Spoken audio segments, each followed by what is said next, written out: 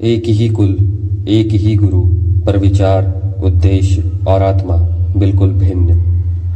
नास्ति सत्य सहाव धृत्य शक्ति रवायते, अर्थात जहाँ सत्य का साथ ना हो वहाँ धैर्य और शक्ति भी व्यर्थ हो जाती है। हस्तिनापुर का राजमहल बाहर से शांत था, पर उसके भीतर ईर्ष्या, भय और अधिकार की आग धीरे धीरे भड़क रही थी। दुर्योधन के हृदय में केवल एक ही लक्ष्य था, हस्तिनापुर का पूर्ण सिंहासन। वह पांडवों को केवल भाई नहीं, अपने भविष्य के सबसे बड़े शत्रु के रूप में देखने लग रहा था। भीम की शक्ति, अर्जुन की धनुर्विद्या, युधिष्ठिर की लोकप्रियता, यह सब दुर्योधन के मन में अक्षरुक्षा का क्रोध बढ़ते चले गए।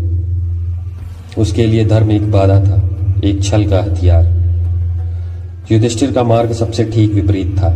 वह सत्ता से अधिक न्याय, मर्यादा और सत्य को महत्व देता था। सभा में उसकी वाणी में अहंकार नहीं, बल्कि शांति और विवेक झलकता था। पर यही धर्मनिष्ठा कौरवों की आंखों में कमजोरी प्रतीत होने लगी। जहां अधर्म का साम्राज्य बढ़ता है, वहां धर्म अक्सर अकेला पड़ जाता है।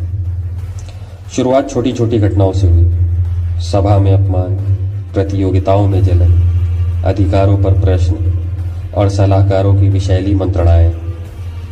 हर घटना ने दोनों पक्षों के बीच अदृश्य दीवारें खड़ी कर दी। यह केवल पारिवारिक झगड़े नहीं थे, ये भविष्य के कुरुक्षेत्र की नींव बन रहे थे। हस्तिनापुर की हवाएं अब बदल चुकी थी। राजमहल की दीवारें फुसफुसा रही थी आने वाले रक्तपात की कथा।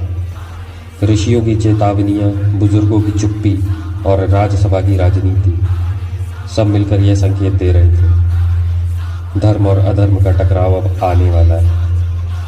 युद्ध तलवारों से पहले मन में जन्म लेता है। अधर्म हमेशा अचानक नहीं आता, वह धीरे धीरे स्वीकार किया जाता है। और जब सत्य को दबाया जाता है, तब इतिहास रक्त से लिखा जाता है। इसी को हम और आप महाभारत के नाम से जानते हैं। मैं आप लोगों से एक प्रश्न पूछना चाहता हूँ, क्या महाभारत का युद्ध वास्तव में तलवारों से शुरू हुआ था, या दुर्योधन के मन में जन्मी ईर्ष्या और युधिष्ठिर के धर्म ने ही उसका बीज बोया?